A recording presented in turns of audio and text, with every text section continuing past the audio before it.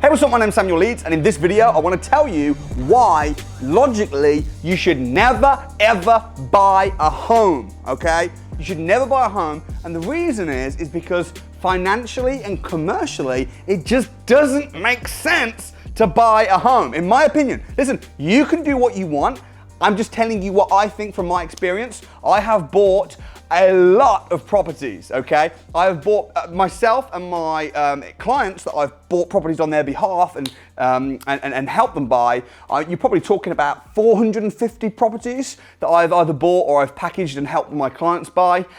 So why do I say never buy a home? There's a difference between a home and a property, okay? A home is somewhere you live.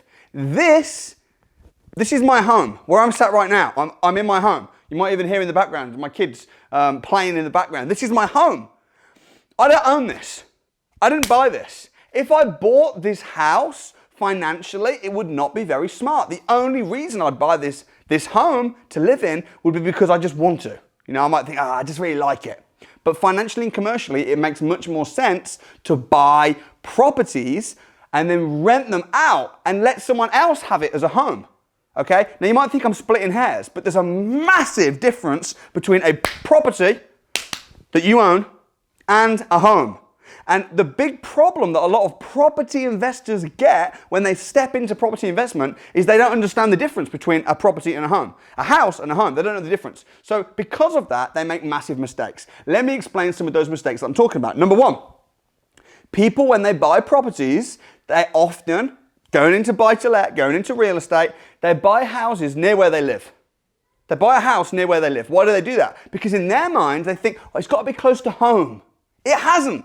It's a property investment. If you're buying Bitcoin or gold or silver, you buy it as an investment. If you're buying shares in a business, you don't go, I'm only going to buy shares in a business if the business is within half an hour of my home. Why not? Because that would be ridiculous. It's the same. When you're buying a property investment and you're buying it to rent out, you need to systemize it, have management companies and procedures in place, and buy it because it makes sense financially, not because it's near your home.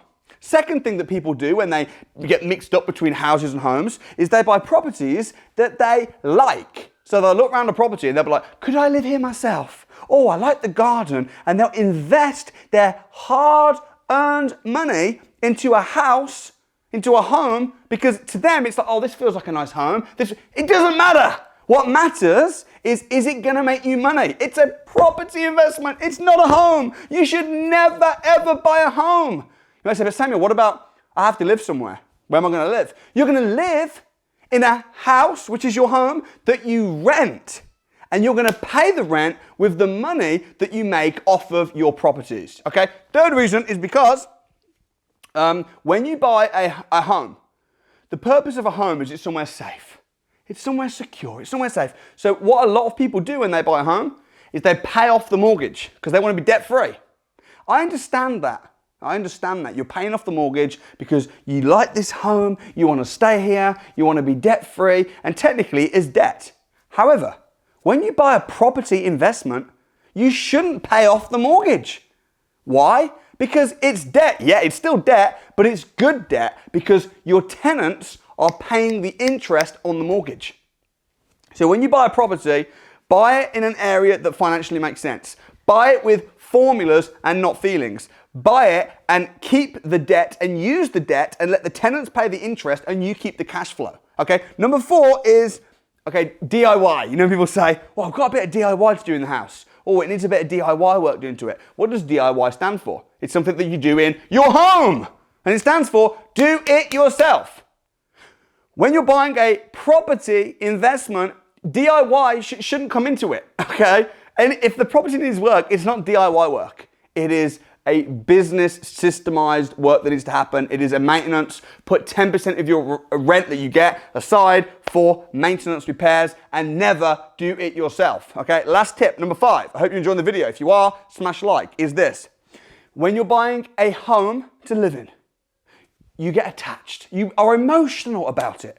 When you're buying an investment, never get emotional. Never get emotionally attached to any investment property. It is the worst thing that you could do. And if you, in your mind, you're buying homes, you're going to be emotional about it. You're going to get emotionally attached. When you're buying property investments, it's always formulas and facts over feelings and emotions. So 5 tips. Number 1, don't necessarily think you have to buy close to home.